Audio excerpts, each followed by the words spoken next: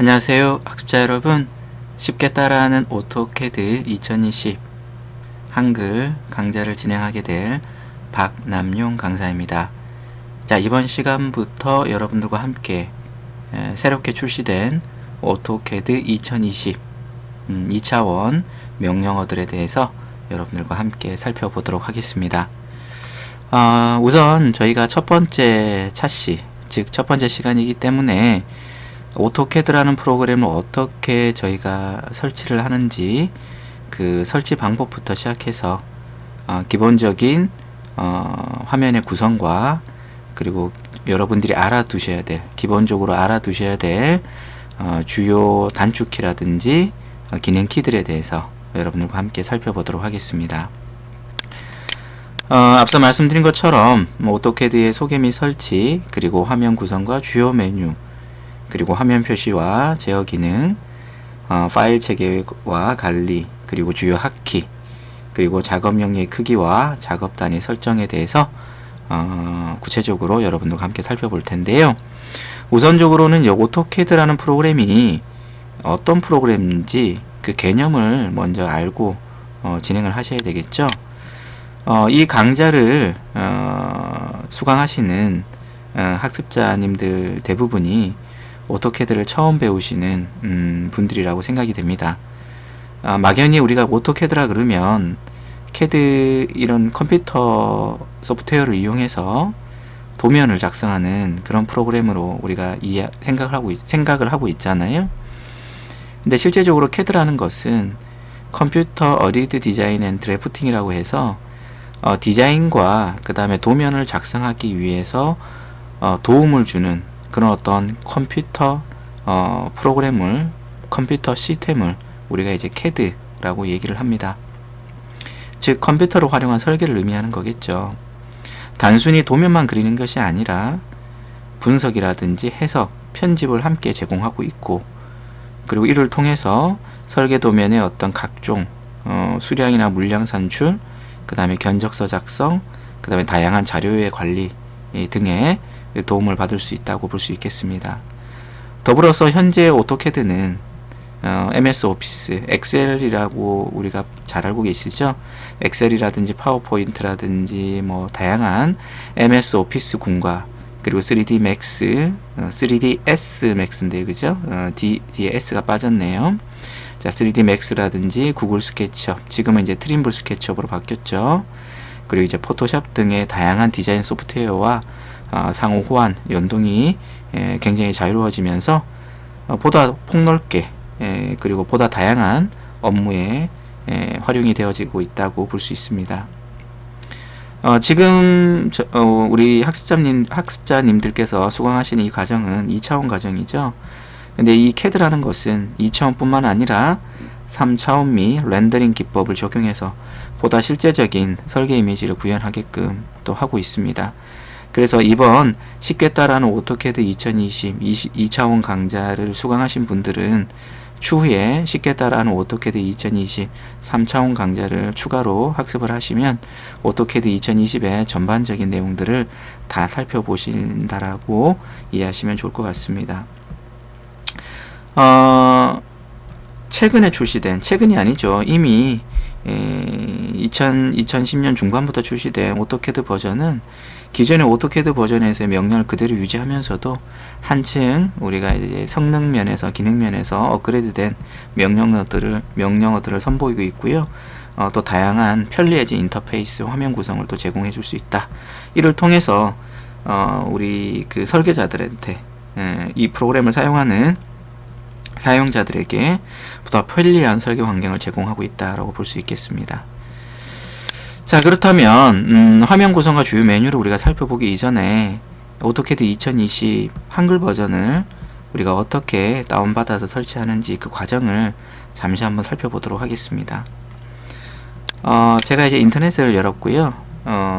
포털 사이트에 검색창에다가 오토데스크 코리아라고 입력하고 검색을 눌렀습니다. 자, 다음과 같이 오토데스크 코리아라는 이렇게 주소가 나타나게 되고요. 얘를 클릭 한번 해보도록 하겠습니다. 자, 다음과 같이 오토데스크 코리아 메인 페이지에 화면이 나타나게 되고요. 보통 이제 기업체들은 당연히 이제 그 상용화된 오토캐드 소프트웨어를 이렇게 구입을 하셔야 되겠죠. 그러나 이제 기본적으로 개인이라든지 아니면은 학생들, 그 다음에 교육자들 같은 경우는 무료로 우리가 오토캐드 제품군들을 사용할 수가 있습니다. 쭉 내려 보시면 제품 지원 정보 및 학습 자료라는 부분에 보시면은 학생용 무료 소프트웨어라는 게 있어요. 여기서 학생이라는 것은 단순히 이제 그 어떤 학교를 다니고 있는, 스쿨을 다니고 있는 학생들만 얘기하는 것이 아니라 개인 학습자들도 학생으로 이렇게 오토데스크에서는 인정을 합니다. 그렇기 때문에 학생용 무료 소프트웨어를 클릭하도록 하겠습니다. 자, 다음과 같은 페이지가 뜨게 되고요. 여기 보시면 오토캐드라는 부분이 있네요. 클릭하도록 하겠습니다. 자, 오토캐드라고 이렇게 뜨게 되고요. 기본적으로 오토캐드를 다운받기 이전에 사인인을 하셔야 되는데 말 그대로 이제 로그인을 하셔야 된다는 얘기예요. 로그인을 하시기 위해서는 기본적으로 그 크리에이터 어카운트, 즉 이제 그 새로운 계정을 만드셔야 됩니다. 그래서 여기 있는 크리에이터 어카운트를 누르셔가지고 새로운 계정을 하나 만드시는 게 좋고요. 만일에 오토데스크, 즉 여기서 새로운 계정이라는 것은 오토데스크의 계정을 말하는 겁니다. 앞으로 이제 오토데스크 제품군을 사용하기 위해서는 이런 어떤 어카운트, 즉 새로운 계정들을 여러분들이 만들어 놓으시는 게 좋아요. 자, 모든 것이 이제는 오토데스크도 이제 온라인상, 즉 클라우드상에서 모든 것들이 다 이루어지기 때문에 이런 어떤 오토데스크의 어떤 전용 계정을 만들어 놓으시는 게 좋습니다. 자, 그렇다면 크리에이터 어카운트를 하셨다고 보고요. 사인인을 한번 하도록 할 텐데요. 저는 이제 기본적으로 제 아이디와 비밀번호를 입력하도록 하겠습니다. 보통 아이디는 이메일 주소, 크리에이터 어카운트에서 등록하신 이메일 주소를 입력해 주셔야 되고요. 넥스트를 누르게 되시면 비밀번호를 입력하게 됩니다. 자, 사인인을 누르게 될까요? 사인인을 누르게 되면 기본적으로 이렇게 로그인이 되게 됩니다. 처음에 사인인을 이렇게 누르시게 되면 핸드폰으로 인증 번호 같은 걸 받을 수도 있으세요. 그러면 거기에 나와 있는 대로 여러분들이 인증 번호를 이렇게 확인을 클릭해 주시거나 아니면 입력해 주셔도 됩니다. 자, 그래서 지금과 같이 제가 이제 사인인을 했고요. 버전은 2020 버전, 그리고 시스템은 기본적으로 64비트 밖에 이제는 지원이 되지 않아요. 랭귀지는 한국어로 이렇게 지정을 하고, 아래에 나와 있는 여기 인스톨 now를 눌러주시면 설치가 됩니다. 때로는 여기 있는 화살표를 클릭하셔서 인스톨 now를 하시거나 아니면 다운로드를 하시거나 아니면 브라우저로 다운로드 하시거나 이런 식으로 세 가지 방법을 이용해서 우리가 프로그램을 설치할 수 있다라는 거 여러분들이 알아두셔야 됩니다. 자, 이해되셨나요? 자, 이렇게 프로그램을 설치하게 되시면 기본적으로 바탕화면에 제가 한번 가보면 오토캐드 2020 한국어라는 이런 어떤 그 바탕화면에 바로가기 아이콘이 생성이 되게 됩니다. 가끔씩 그 오토데스크 제품이 설치가 잘 안 되시는 분들이 계세요. 설치가 잘 안 되시는 분들은 여러 가지 이유가 있습니다, 여러분들. 그럼 무슨 뜻이냐면 시스템이 64비트가 아닐 수도 있고요. 그 다음에 윈도우 자체가 좀 업그레이드 되지 않은 좀 오래된 윈도우를 사용하시는 분들도 계세요. 그런 분들은 잘 오토캐드가 설치되지 않고요. 또 하나는 컴퓨터에 여러 가지 프로그램들을 다운로드 하시고 지웠다가 다시 설치하시고 이런 분들이 많거든요. 게임을 많이 설치하셨다 지우신다든지 그러면 우리가 속된 말로 우리가 이제 흔한 말로 보통 그 그리드가 많이 생깁니다. 그래서 악성 코드라든지 이런 것들도 많이 생길 수가 있고요. 그렇기 때문에 이 오토캐드 제품군이 잘 설치가 잘 안 되는 경우들이 많이 있습니다. 그래서 그런 경우는 정말 좋은 방법은 한번 포맷을 하셨다 하시는 게 굉장히 좋고요. 중요한 데이터는 당연히 옮겨 놓으셔야 되겠죠. 그렇지 않으면 오토데스크에 그 제품 설치와 관련된 여러 가지 그 Q&A가 있습니다. 뭐 고객 문의라든지 뭐 이런 것들이 있죠, 그죠? 자, 지금 제가 고객 문의를 눌렀는데요. 도움말 및 지원이라고 이렇게 되어 있습니다. 도움말 및 지원을 한번 눌러보도록 하겠습니다.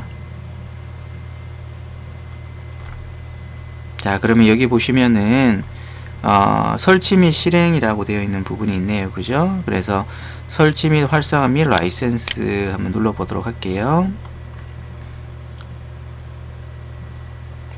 자, 그러면은 뭐 여기 보시면 기본 제품 설치 한 대의 컴퓨터에 성공적으로 설치하기 위한 경로라고 되어 있고요. 그 다음에 뭐 제품 활성화 방법이라든지, 그리고 뭐 단일 컴퓨터의 설치 뭐 이런 부분도 있어요. 자, 단일 컴퓨터에 설치하는 방법에 대해서 이렇게 쭉 설명을 하고 있죠. 현재는 2019 버전에 대해서 이렇게 얘기를 하고 있습니다. 근데 문제가 될 때는 여기 보시면 설치 문제 해결이라고 되어 있는 부분이 있잖아요. 얘를 눌러주시면 왜 설치가 잘 되지 않는지에 대한 여러 가지의 어떤 Q&A들을 여기에 모아놨어요. 그래서 어떤 그 설치 오류에 대한 메시지를 해결하는 방법이라든지 뭐 이런 부분들이 이렇게 여기 나와 있기 때문에 이 부분들을 여러분들이 좀 살펴보시면서 설치를 하시면 좋으실 것 같겠습니다. 다시, 자, 바탕화면에 이렇게 설치가 완료됐으면 오토캐드 2020 한글 버전의 바로가기 아이콘이 만들어졌을 텐데요. 얘를 더블 클릭하게 되시면 다음과 같은 이런 오토캐드, 오토데스크 오토캐드 2020 학생용 버전이라고 이렇게 적혀 있네요. 우리 상단에 보시면. 그리고 시작하기 하고 체급 문서 이렇게 되어 있습니다. 뭐 처음 설치했기 때문에 당연히 체급 문서는 없을 거고요. 여기 있는 그리기 시작을 눌러주시면, 근데 아래에 보시면 템플릿이라고 되어 있죠. 눌러주시면 어떠한 템플릿을 가지고 시작할 것인지 이렇게 되어 있어요. 기본적으로는 우리가 이제 ACAD ISO.DWT라는 이 템플릿을 가지고 하는데요. 이 템플릿이라는 의미는 뭐냐 하면 초기 환경 설정을 의미해요. 기본적으로 단위라든지 그 다음에 어떤 메뉴의 구성이라든지 화면의 구성들이 다 여기에 템플릿이 다 들어가 있어요. 그래서 각각 다른 템플릿이 있기 때문에 기본적으로는 ACAD ISO.DWT로 되어 있다라는 걸 알아두시고요. 그리고 그리기 시작을 누르도록 하겠습니다. 자, 그리기 시작을 누르게 되시면 다음과 같이 화면이 이렇게 뜨게 됩니다. 자, 그러면 이제 화면의 구성에 대해서 여러분들과 함께 좀 살펴보도록 할게요. 위에 보시면 좌측 상단에 보시면 A라고 적혀 있는 부분이 있는데요. 얘를 우리가 응용 프로그램 버튼이라고 얘기를 해요. 그래서 눌러 보시면 여기에 새로 만들기, 열기, 저장, 다른 이름으로 저장, 가져오기, 내보내기, 게시, 인쇄, 뭐 도면 유틸리티, 중요한 건 여기 보시면 옵션이라고 되어 있는데요. 옵션을 눌러 보시면 지금 현재 우리 학습자님들의 오토캐드의 환경을 좀 더 세부적으로 파일의 어떤 그 관리 체계라든지 화면 표시, 예를 들어서 화면 표시에서 윈도우 요소에서요, 색상의 주제를 어두움이 아니라 경량으로 한번 바꿔보고 적용 버튼을 눌러보면 지금 어둡잖아요. 얘가 밝게 이렇게 바뀌어요. 이런 식으로 전체적인 어떤 화면 환경을 우리가 디테일하게 바꿔주는 것이 바로 옵션이에요. 그리고 새로운 기존 파일을 열거나 저장할 때 나는 오토캐드 2020이지만 오토캐드 2018 버전으로 항상 저장을 하겠다라면 이렇게 설정되는 거예요. 그런데 눌러서 뭐 오토캐드 2004로 저장하고 싶다 하면 이렇게 이제 그 설정의 버전을 미리 설정해 놓을 수가 있겠고요. 그래, 아래에 보시면 자동 저장 시간, 우리가 도면 작업을 하다 보면 뭐 예를 들어서 정전이 될 수도 있고, 그죠? 그 다음에 부득이하게 컴퓨터가 정지될 수도 있잖아요. 그래서 이제 임시로 계속 우리가 저장을 해줄 필요가 있는데, 이렇게 자동 저장을 10분마다 해놓으시면 자동으로 10분마다 저장이 되기 때문에 어떤 예기치 못한 상황에 대해서도 대처를 할 수 있다라는 거죠. 자, 그 다음에 플롯 게시. 자, 여러분들 컴퓨터와 연결된 프린트를 여기다 우리가 추가를 할 수가 있는 거죠. 자, 그 다음에 이제 시스템, 그 다음에 사용자 기본 설정, 그 다음에 제도, 그 다음에 3D 모델링, 선택 등등의 요걸 우리가 탭이라고 그래요. 각각 제도 탭, 사용자 기본 설정 탭, 시스템 탭이라고 얘기하는데, 이런 탭들마다 우리가 이제 구체적인 오토캐드 사용 환경을 설정해 줄 수 있는 메뉴들이 있습니다. 여기 있는 메뉴들을 다 우리가 또 설명해 드리면 또 시간이 부족하겠죠. 그래서 이제 저희가 강의를 계속 진행하면서 주요한 부분들은 계속 또 이 옵션과 관계해서 설명을 드릴 거예요. 그렇기 때문에 너무 첫 술에 여러분들이 너무 많이 이제 담으려고 하지 마시고요. 하나하나 차근차근 주요한 것들을 중심으로 해서 알아보도록 하겠습니다. 자, 여기에 이제 응용 프로그램 버튼이라고 얘기했고요. 그 위로 보시면은 뭐 여기도 새로 만들기, 열기 이런 것들이 있어요. 어느 캐드가 이제 버전이 업그레이드 되면서 이런 어떤 인터넷과 클라우드에 관련된 그 기능들이 많이 들어오게 되는데, 여기 보시면 모바일에서 열기, 그 다음에 모바일에 저장이 있어요. 여러분들 오토캐드가 아니라 휴대폰에서 여러분들 어플 많이 다운받잖아요. 오토캐드라고 쳐보시면 또 어플이 있어요. 그래서 여러분들이 여기서 작업을 하시고 여러분들의 파일을 인터넷상에 인터넷상에서 여러분들의 어떤 계정에다가 올려놓으시면 핸드폰을 통해서 그 계정을 다시 열어서 핸드폰에서 수정할 수도 있고, 핸드폰에서 다시 그리기를 할 수도 있고, 또 검토를 할 수가 있다. 요즘에 어떤 오토캐드의 시스템이 오토캐드뿐만 아니라요, 요즘에 모든 소프트웨어의 어떤 경향이 다 이제 인터넷 환경으로 가요. 예전처럼 이제 단일 PC 개념이 아니라 다 인터넷 개념, 더 나아가서는 클라우드 개념으로 가기 때문에 여러분들이 핸드폰과의 연동도 또 유심히 한번 관심을 가지고 살펴볼 필요가 있다라고 생각이 되어집니다. 자, 출력이 있겠죠. 그 다음에 언두, 명령 취소, 리두 이런 게 있는데요. 요거를 우리가 신속 접근 도구라고 얘기해요. 그런데 예를 들어서 자주 쓰여지는 그런 어떤 도구들 여기 등록해 놓을 수가 있거든요. 근데 예를 들어서 회전이라는 도구를 많이 쓴다 그러면 요 회전이라는 도구 위에 마우스 포인트를 올려 놓으시고요. 마우스 우측 버튼 눌러 보세요. 그러면 신속 접근 도구 막대의 추가라는 메뉴가 떠요. 눌러주시면 얘가 여기 보시면 이런 식으로 이제 회전이라는 명령 아이콘이 신속 접근 도구 메뉴에 이렇게 등록이 되는 걸 볼 수 있어요. 다시 마우스 오른쪽 버튼 눌러서 제거 눌러주시면 삭제가 됩니다. 이해되셨죠?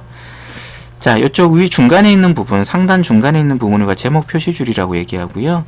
drawing1.dwg라고 되어 있는데, 제가 예를 들어서 응용 프로그램 버튼 눌러서 다른 이름으로 저장을 한번 해볼게요.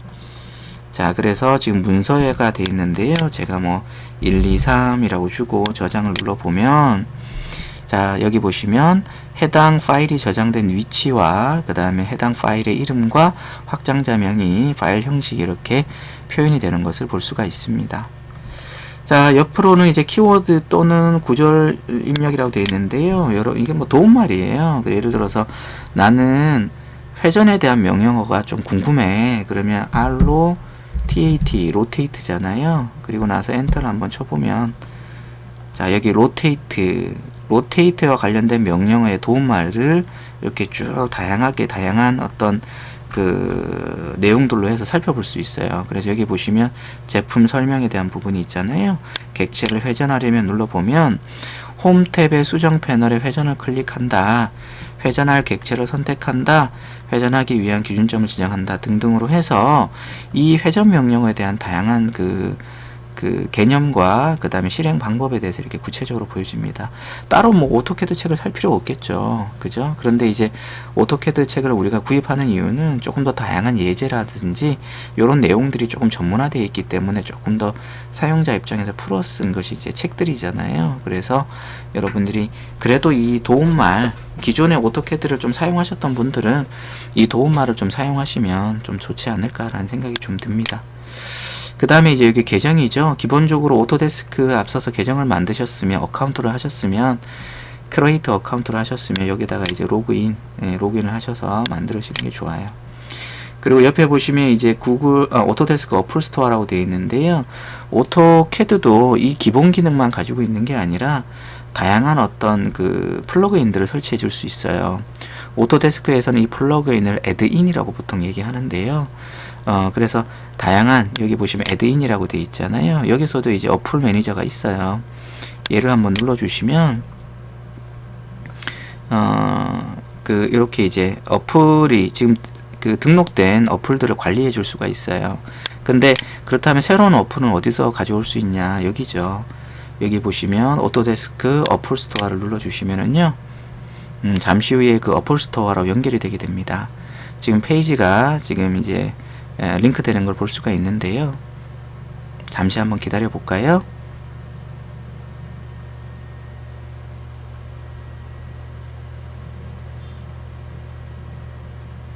자, 지금 보시면 오토캐드 스토어라고 되어 있잖아요. 그래서 오토캐드에서 사용할 수 있는 다양한 어플들이에요. 그래서 뭐 스케치업 임포트 플러그인부터 시작해서 요즘 스케치업과 굉장히 많이 연동을 하잖아요. 그래서 이런 다양한 어플들 여러분이 깔 수가 있으세요. 이해되셨죠? 기회 되면 이 어플에 대해서 좀 소개하는 그런 시간들 제가 한번 가져볼 텐데, 어느 정도 시간이 될지 좀 제가 판단을 한번 또 과정을 진행하면서 생각을 하도록 하겠습니다. 자, 그 다음에 이제 이쪽에 보시면 이제 우리 공유 연결 상태 유지죠, 그죠? 그래서 오토데스크 온라인에 연결을 하거나 아니면 뭐 유튜브나 이런 데서 이제 뭐 내용들을 공유하거나 할 때 쓰는 기능들이 되겠습니다. 자, 다시 한번 제가 홈 탭을 눌렀고요. 이제 메뉴 구성에 대해 좀 살펴보도록 하겠습니다. 위에는 탭으로 구성되어 있어요. 홈 탭, 삽입 탭, 주석 탭, 파라메트릭 탭, 뷰 탭 등등의 탭으로 구성되어 있고요. 홈 탭을 눌러 보시면 아래에 뭐 그리기, 수정 이런 게 있는데, 실은 이런 것들을 그리기 패널, 수정 패널, 주석 패널이라고 얘기합니다. 각각의 패널이 지금 이제 다 연결이 돼 있죠. 그래서 이거를 우리가 리본 메뉴라고 얘기하는데요. 보통 저는 이제 홈 탭의 리본 메뉴 중에 그리기 패널에 선이라는 명령어를 실행하시오 라고 하면서 저는 보통 교육을 합니다. 그래서 여러분들께서 참고로 알아두시면 좋겠어요. 자, 그 다음에 이제 그 아래에 보시면 이제 시작 탭이 있고, 얘도 또 탭이라고 보통 얘기하는데요. 그 다음에 또 1, 2, 3 방금 우리 저장을 했었잖아요. 1, 2, 3이라는 작업 공간 탭이 있습니다. 그리고 이제 그 전체적으로 앞에 보이시는 이 화면이 작업 공간이 되겠고요. 그리고 여기 우측에 상단에 보시는 게 우리가 이제 뷰 큐브라는 게 되겠습니다. 지금 현재 평면도로 되어 있는데요. 자, 예를 들어서 여기 있는 화살표를 누르게 되면, 자, 정면도로 가게 되고요. 여기 있는 것도 바뀌게 되죠. 다시 누르게 되면 다시 평면도로 이렇게 바뀌는 것을 볼 수가 있으세요. 이해되셨죠? 자, 여기 집 모양을 누르게 되면 3D 화면으로 바뀌어 버려요. 근데 저희는 기본적으로 2차원 학습을 하잖아요. 그렇기 때문에 저희는 평면도 개념으로 여러분들이 공부를 하시면 될 것 같다라는 생각이 좀 해보게 됩니다. 자, 저희가 여기는 그 다음에 이제 요거 설명 안 드렸네요. 좌측 상단에 보시면 평면도하고 여기 뭐 비주얼 컨트롤이 있잖아요. 스타일 컨트롤이 있는데, 여기서 여러분 조정하셔도 되고요. 이쪽에 보시면 평면도라고 되어 있는데, 여기서 뭐 좌측면도, 그 다음에 뭐 우측면도, 그 다음에 뭐 평면도, 이런 식으로 여러분 여기서도 이제 뷰를 조정해 줄 수 있다. 그리고 얘를 누르게 되시면 다양한 비주얼 스타일이 있는데요. 얘는 제가 3차원 강좌에서 소개를 좀 해드리도록 하겠습니다. 기본적으로 2차원일 때는요, 2D 와이어 프레임으로 두시는 게 좋아요. 자, 그 다음에 이제 아래에 보시면은, 그 다음에 여기 우측에 보시면, 얘네들을 탐색 막대라고 얘기하는데요. 얘네들은 굳이 뭐 2차원에서 많이 사용하지 않고, 우리가 이제 마우스를 이용해서 보통 이제 드로잉 부분을 탐색하거나 검토할 때 많이 쓰기 때문에 마우스를 이용하는 방법으로 대체하도록 하고요. 아래에 보시면 여기 명령 입력이라고 되어 있잖아요. 여기 옆에 있는 좌측에 있는 여기 있는 점점점 버튼들을 왼쪽 버튼으로 끌어주시면 이 명령어 입력창은 이렇게 플로팅 돼서 떠다니면서 여러분들이 원하시는 곳에다가 이렇게 위치시킬 수가 있어요. 그죠? 그래서 여러분이 위에가 명령어들을 위에다가 놓고 이렇게 입력하시는 게 편하시면 위에 놓으시고요. 아래에 놓으시는 게 편하시면 아래에 놓으시면 됩니다. 저 같은 경우에는 얘를 경계 부분에서 왼쪽 버튼 눌러 조금 이렇게 길게 끌어내고요. 그 다음에 옆에 우측의 경계 부분에 둬서 조금 옆으로 더 끌어내도록 하겠습니다. 자, 이렇게 끌어내시면 조금 더 명령 입력 창이 더 길어졌겠죠, 그죠? 자, 명령 입력창에 글자들이 좀 작아 보여요. 그래서 저는 응용 프로그램 버튼에 옵션을 눌러서요. 자, 제가 화면 표시에 가서 여기 글꼴이라고 있는데요. 글꼴을 눌러서요. 조금 여러분들이 편하시게 저는 이제 글자를 좀 크게 좀 주도록 하겠습니다. 그러면 글자가 좀 커지죠, 그죠? 글자가 좀 커지는 걸 볼 수 있어요. 이런 식으로 이제 옵션에서 세부 조정을 하는 거예요. 그 다음에 아래에 보시면은 여기에 모양 탭, 배치 탭, 배치 2가 있는데 기본적인 형상들은 모형 탭에서 만들어지고요. 그 다음에 각각의 만들어진 드로잉들, 도면 작업들은 이 배치 1, 2에서 직접 이제 각각 뷰로 우리가 끌어당겨서 우리가 배치를 해줄 수가 있다. 배치해서 출력해 줄 수 있다라는 거 알아두시면 되겠는데, 여기 있는 모양과 배치 탭에 대한 얘기는 나중에 레이아웃에 대해서 설명할 때, 즉 배치 탭에 대해서 설명할 때 그때 여러분들께 말씀드리도록 하겠습니다. 아마 인쇄와 관련된 부분에서 제가 설명을 할 거예요. 그 다음에 아래에 보시면은 우리가 이제 도면 작업을 할 때 필요한 다양한 어떤 도구들이 있어요. 얘를 우리가 상태 막대라고 보통 얘기하기도 하고, 다양한 우리가 드로잉에 도움을 주는 그런 기능들이 있는 곳인데, 보통 펑션 키, F 키와 그 다음에 이제 뭐 컨트롤 키 등과 좀 관계가 있어요. 핫키, 우리가 컨트롤을 눌러서 하는 것들을 우리가 핫키라고 얘기하고요. 그 다음에 키보드에 보시면 F1부터 우리가 F12번까지 있잖아요. 이런 것들 우리가 펑션 키, 기능 키라고 보통 얘기합니다. 자, 그러면 이제 마우스를 우리가 활용하는 방법에 대해서 좀 살펴보도록 할 텐데요. 제가 여기에 있는 홈 탭의 그리기 패널에서 여기에 직사각형 아이콘을 클릭하고요. 자, 시작점을 찍고 이렇게 사각형 하나를 마우스를 대각선 방향으로 드래그해서 마우스만 그냥 움직여 주시면 돼요. 왼쪽 버튼 누른 상태에서 이렇게 하실 필요는 없고요. 시작점만 찍으셨다면 대각선 방향으로 움직여서 클릭해 주시고요. 자, 그 다음에 이제 화면을 내가 이제 보기 편하게 이동하고 싶으시면 마우스 휠을 꽉 눌러 주시면 손바닥에 나타나죠. 그렇죠? 여기 보시면 여기 탐색 도구에도 초점 이동이라고 되어 있잖아요. 그래서 여기 마우스 휠을 꽉 눌러 주시면 돼요. 눌러 주시면 이렇게 화면을 보기 편하게 이동하실 수가 있어요. 예를 들어서 이렇게 우측 모서리에다 이동할 수도 있겠죠. 그리고 휠을 더블 클릭해 주시면 어때요? 여기에 이렇게 와 있지만 마우스를 중간에 놓으시고 휠을 더블 클릭해 주시면 그려진 객체를 중심으로 화면에 꽉 차게 이렇게 확대를 시켜 줍니다. 이해되셨죠? 그리고 화면을 줌인 줌아웃 하시려면, 확대 축소 하시려면 휠을 돌렸다가 당겼다가 돌렸다가 당겼다 하시면 되는데, 이 줌인 줌아웃을 할 때도 이제 팁이 있어요. 뭐냐면 지금 화면상에 십자가가 보이시죠? 이게 마우스 포인터하고 같다고 보시면 되는데, 이 십자가의 위치를 확대하고 싶은 곳에다가 근처에다가 이렇게 놓아 주시고요.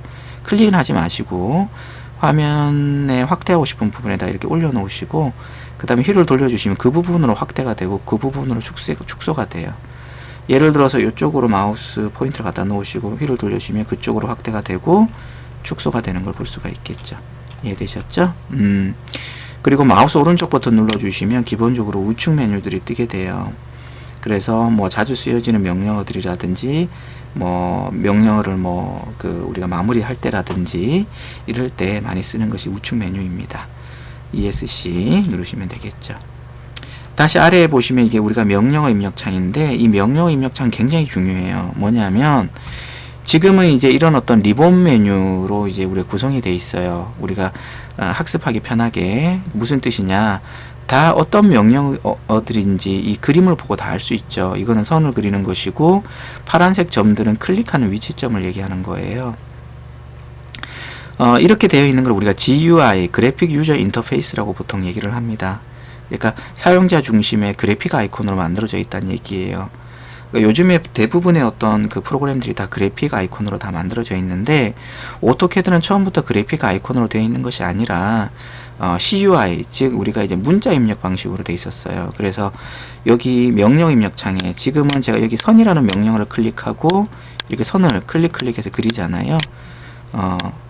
마우스 오른쪽 버튼 눌러서 입력 버튼 누르시거나 종료 누르시면 마무리가 되고요. 자, 그런데 여기에 명령 입력 창에다가 제가 그냥 키보드에서 L이라고 입력하고 L 또는 라인 엔터 입력해 주시면 동일하게 이 아이콘을 클릭하지 않더라도 명령어가 실행됩니다. 그래서 클릭해 주시고 엔터 입력하시면 이렇게 이제 동일하게 선을 그릴 수가 있는 거죠. 그래서 아직까지 CAD는 두 가지 방식을 사용한다는 얘기예요. GUI 방식, 그죠? 아이콘, 사용자만의 어떤 이미지 아이콘을 이용하는 방식이 있고, 그 다음에 CUI 방식, 즉 명령을 직접 입력하는 방식 두 가지를 동시에 사용하고 있다라는 거 여러분들이 알아두시면 좋습니다. 자, 그러면 이제 여기까지 이제 화면 고정에 대해 좀 설명을 드렸고요. 마우스에 대한 부분도 제가 설명을 좀 드렸죠. 자, 예를 들어서 휠을 더블 클릭하게 되면 줌 옵션의 익스텐드가 활성화가 되고, 그려진 도면을 전체 화면에 맞춰 준다. 휠을 회전하게 되면 줌인 줌아웃이 된다. 그 다음에 마우스 커서를 작업창 임의의 곳에 두고 휠을 꾹 누르게 되면 손바닥 툴, 즉 펜 기능이라고 얘기합니다. 그리고 마우스 좌측 버튼은 객체과 아이콘 풀다운 메뉴를 선택할 때, 마우스 우측 버튼은 명령어를 실행하거나 종료하거나 바로가기 메뉴를 선택할 때 쓰는 것이다 라고 보시면 되죠. 이제 펑션 키에 대해서 좀 살펴보도록 할게요. 파일 체계와 관리와 관계가 있는데, F1번은 당연히 도움말이 되겠고요. F2번은 확장된 사용 내역이라고 되어 있는데, F1번을 누르게 되시면 도움말이 이렇게 뜨게 되죠. 그죠? F2번 눌러주시면 이 명령어 창을 조금 더 확장을 시켜줘요. 그죠? 그 다음에 보시면 우리가 F3번 중요한 겁니다. F3번을 누르게 되시면은요, 이쪽 버튼이 꺼졌다 켜졌다 해요. 그죠? 이걸 객체 스냅이라고 얘기하거든요. 무슨 얘기냐면, 제가 선을 한번 클릭해 볼게요. 마우스로 갖다 대시면 이 모서리가 정확하게 이제 포인팅이 되죠. 녹색 아이콘이 나타나면서, 그죠? 녹색 어떤 객체 스냅이 나타나는데, 이렇게 객체 스냅이라는 것은 내가 원하는 지점을 정확하게 우리가 선의 중간점이라든지 선의 끝점이라든지 이런 것들을 정확하게, 아니면 선의 교차점 이런 것들을 정확하게 포인팅 할 수 있도록, 거기에서부터 이제 그리기가 시작될 수 있도록 이렇게 해주는 것이 객체 스냅 F3번 기능이에요. 근데 F3번을 누르게 되면 요 아이콘이 이제 사라지게 되잖아요. 그러면 다시 한번 제가 선을 눌러서 갖다 대보면 나타나지가 않아요. 그래서 여러분들이 원하시는 정확한 포인팅 위치를 우리가 지정할 수가 없다라는 거죠. 그래서 객체 스냅을 온오프 해주는 기능이다 라고 볼 수 있겠습니다.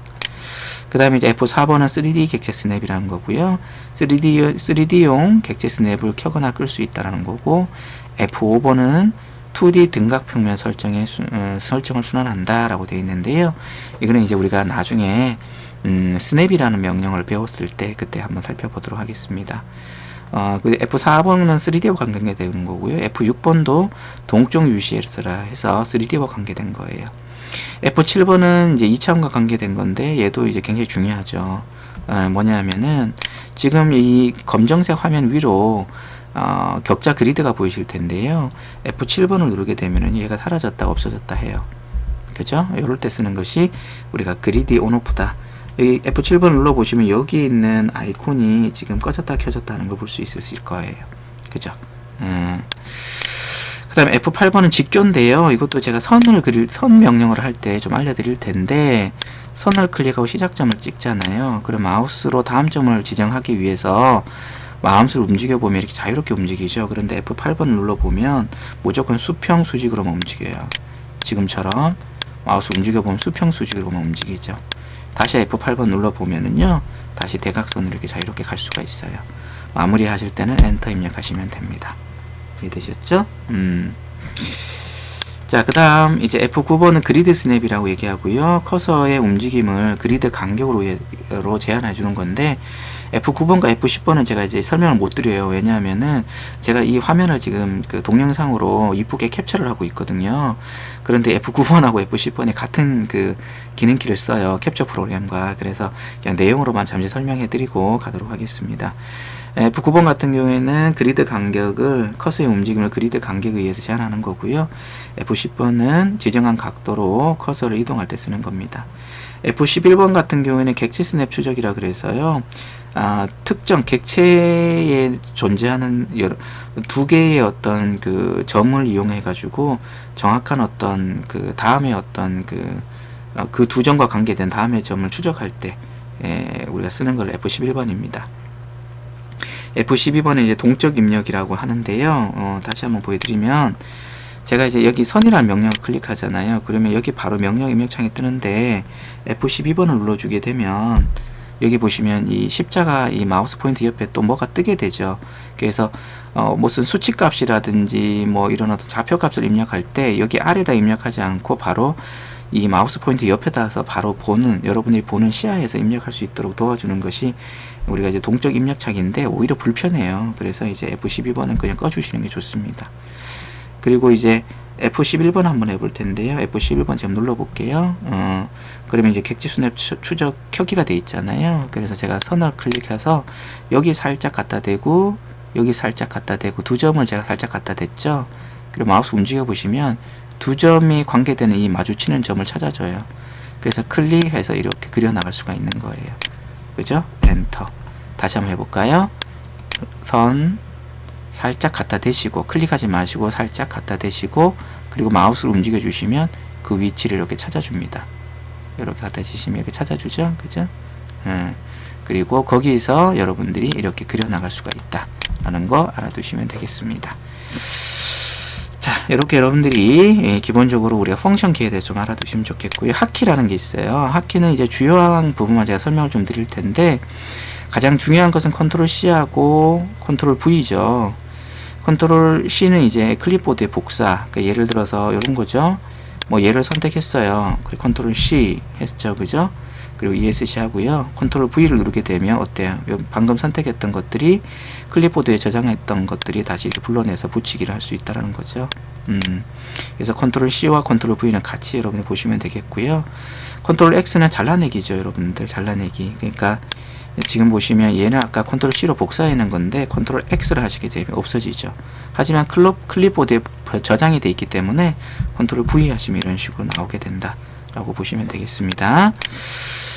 그 다음에 이제 컨트롤 Y하고 Z도 좀 알아두셔야 돼요. 컨트롤 Y는 작업 언두로 취소된 작업을 다시 실행하는 거고 컨트롤 Z는 언두 기능이에요.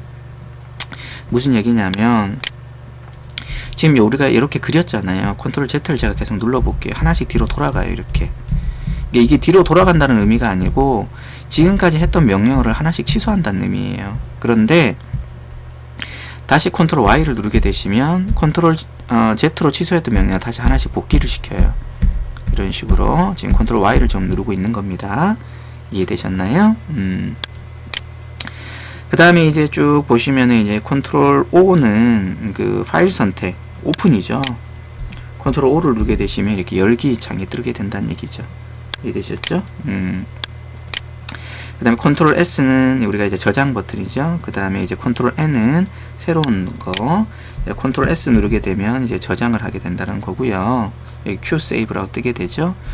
컨트롤 Shift S 하게 되면은요, 다른 이름으로 저장이에요. 다른 이름으로 도면 저장. 같이 알아두시면 좋겠죠. 컨트롤 Shift S는 그냥 저장이 아니라 다른 이름으로 도면 저장이다 라는 거 알아두시면 좋겠고요. 여기에서 새로운 도면으로 작업하고 싶으시면 컨트롤 N을 눌러주시면 템플릿을 다시 설정하고 새로운 도면으로 여러분이 작업을 진행해 줄 수 있다. 이렇게 새로운 드로잉 2라고 뜨게 되죠. 여기 1, 2, 3에서 새로운 도면으로 시작할 수 있다 라는 걸 알아두시면 좋겠습니다. 이해되셨나요? 자, 마지막으로 이제 작업 영역의 크기와 작업 단위 설정에 대해서 좀 살펴보고 이번 시간 좀 마무리하도록 할게요. 자, 새로운 제가 화면에다가 좀 작업을 좀 하도록 할 텐데요. 기본적으로 여기 있는 XY가 있는 부분에 보시면 X축은 보통 빨간색, Y축은 녹색으로 보이지는데 얘 이름을 우리가 UCS라고 얘기하고요. X하고 Y 이 선이 모여지는 이 지금 모서리점 여기를 0,0 좌표점이라고 얘기합니다. 제가 예를 들어서 여기 있는 직사각형을 한번 클릭해 볼게요. 자, 그러면 첫 번째 점 구석 지정이라고 나오잖아요. 요때 0,0이라고 입력하고 엔터를 치게 되면 방금 제가 말씀드렸던 XY가 모이는 이 지점에서 이제 사각형이 시작해요.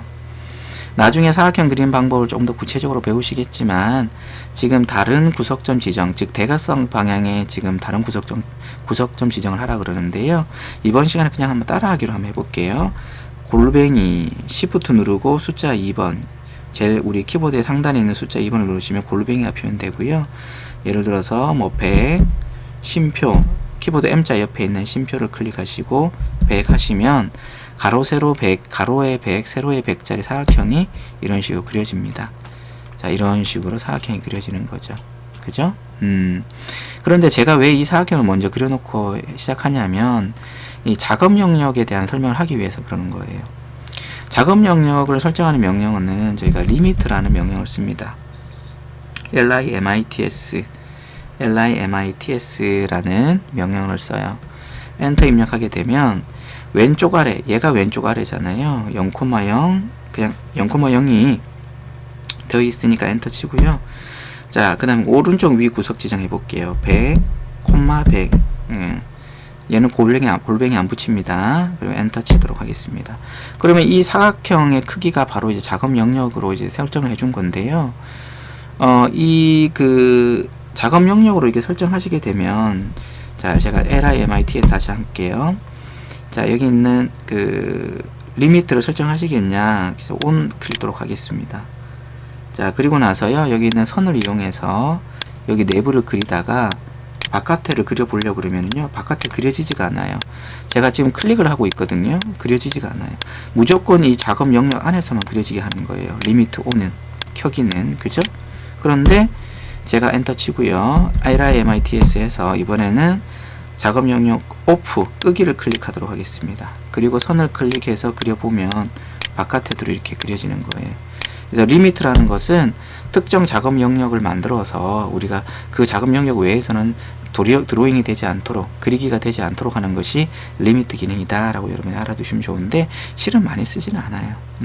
그래서 여러분들 앞으로 저희 학습을 함께 하시기 위해서는요, 그냥 리미트 입력하시고요, 그리고 끄기 해 놓으시는 게 좋습니다. 끄기 해 놓으시는 게 좋아요. 이해되셨죠? 자, 그리고 이제 그 단위는 우리가 이제 units라는 명령을 쓰거든요. units, units라는 명령을 쓰게 되면, 자, 기본적으로 우리가 그 밀리미터 단위는 이제 10진이라고 보통 얘기해요. 데시멀. 그리고 각도도 데시멀로 표현이 돼야 되고요. 10진 도수로. 정밀도라는 것은 소수점 몇째짜리로 갈 것인지, 저는 뭐 넷째짜리를 기본으로 캐드는 기본적으로 소수점 넷째짜리 기본으로 하고요. 각도는 뭐 소수점 뭐 첫째짜리까지 하겠다. 이런 것을 이제 설정해 줄 수가 있겠고요. 그리고 삽입 축척은 밀리미터로 하겠다. 그리고 확인 눌러 주시면 기본적으로 여기 드로잉 되어지는 모든 그 단위는 밀리미터 단위로 우리가 생각하시면 되겠습니다. 이해되셨나요? 자, 이번 시간 좀 긴 얘기를 했었죠. 오토캐드의 소개부터 시작해서 설치, 화면 구성과 주요 메뉴, 화면 표시와 제어 기능, 파일 체계와 관리 및 주요 하키, 작업 영역의 크기와 작업 단위에 대해서 설명했는데요.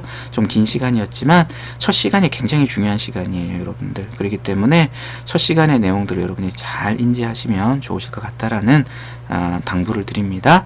자, 쉽게 따라하는 오토캐드 2020 2차원 한글 강좌 첫 시간 강의는 여기서 마무리하도록 하고요. 다음 강좌부터 조금 더 드로잉 명령을 위주로 해서 여러분들과 함께 살펴보도록 하겠습니다. 긴 시간 수고 많으셨습니다. 감사합니다.